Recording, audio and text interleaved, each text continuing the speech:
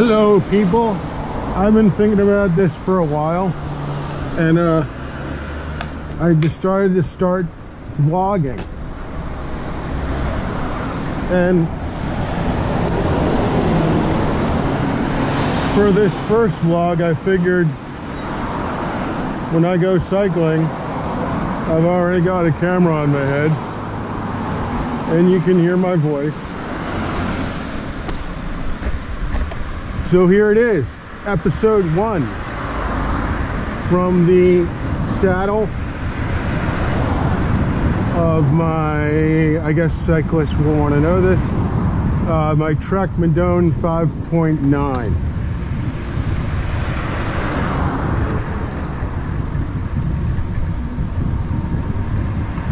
And where are we? We're in Japan. Specifically Chiba, Japan. Here's some advice for people who are thinking, or their kids are thinking, of moving to Japan. At that time, it was still pretty hip to go to Japan because it was looking like Japan was going to have this tremendous power in the world, economically, in business, and that if you were kind of in on the ground floor as a Japanese speaking person from another country, well, like that might just really be gold. So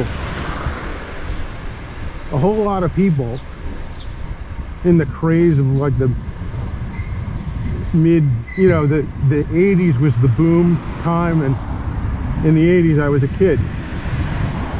And, you know, you can see the 80s movies. Japan is featured quite a lot as like the future. Basically, it's always represented as the future. And at the time, it certainly seemed like it. Anything you bought here, any kind of technology, was 5 to 10 years ahead of anybody else. When the iPhone came out and the people were going nuts for that, that was nothing in Japan. That was nothing. But since then, today, it's not such a great deal. And why is that? Well, for one thing, the economy isn't even close to what it was, you know, back then. And the other thing is that it could be, if only they would accept foreigners immigrating permanently to Japan and, you know, being entrepreneurs and, you know, and even settling down and having kids and all that good stuff. And, you know, that's already happening, and that's inevitable. But Japanese laws and society are not immigrant friendly. They're not anti-immigrant, but, you know, even just to say start a business, you need to have a Japanese partner by law. If you're at all ambitious, you know, if you're not from like the Philippines or Brazil or some place that has a weaker economy, where a job as, say, like a nurse is going to be this big economic boon for you, then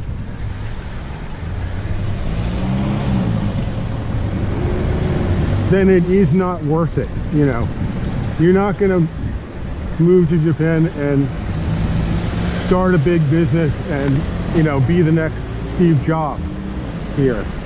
You know, or Elon Musk is probably a much better example because he wasn't born in the United States. He's, I forget where he's from, but he was not born as a United States citizen, and he immigrated to the United States, and now he's, of course, one of our richest Americans. You're not going to see that in Japan. It's just not going to happen. It should, And maybe in 50 years or more, it will, because like I said, immigration is inevitable here. Anyway, just bottom line, don't move to Japan.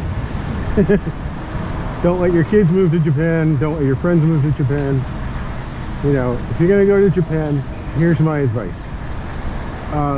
Either just go to visit, visit as much as you like. You can get a plane ticket round trip from LA or New York to, with a layover in Beijing, great adventure, and to Japan and back for about $600.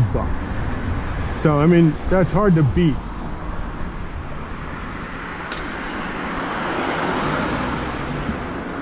I make that trip at least twice a year.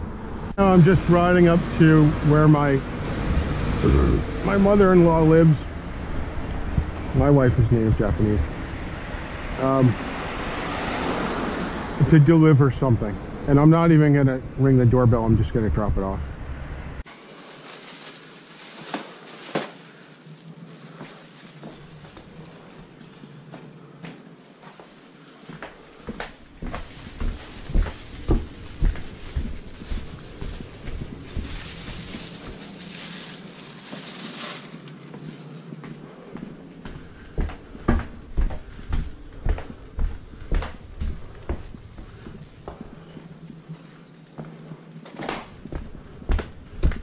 Okay, that's it. I've done my chore. I am a good son-in-law.